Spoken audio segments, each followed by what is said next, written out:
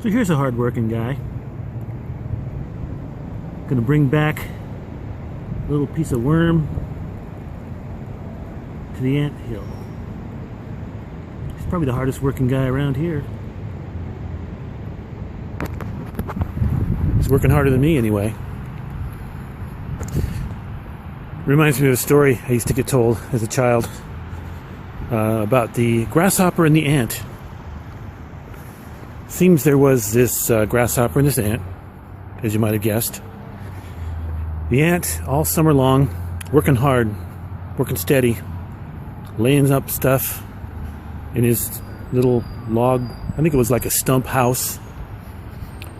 And the grasshopper sees him working while the sun's shining and it's all groovy outside, and he's like, "Hey man, what are you doing out there? You're working too hard. Relax. Take it easy like I do. I don't worry about anything." Kind of scoffing at him. Yeah, it just keeps working. Well, sure enough, winter comes around. And guess what? Grasshopper's like, "Man, I don't have anything. I'm going to go check on my brother the ant over there."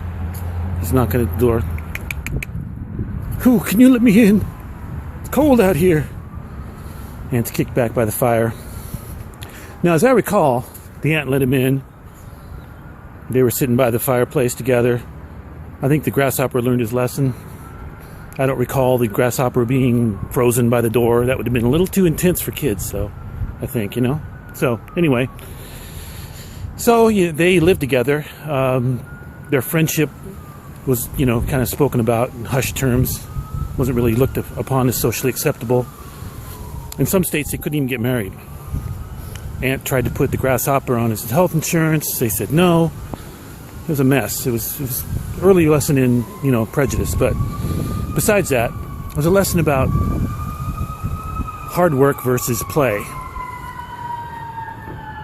I like to look at it a different way. I'd like to think that maybe the ant could have taken a day off. Hung out with the grasshopper, gone to a drum circle. Looked at the clouds. There's a time and a place for both of those. Balance. It's all about balancing and knowing your priorities. Don't work yourself too hard, but don't also play so much that you're knocking on somebody's door in the wintertime going, "Ooh, let me in, brother."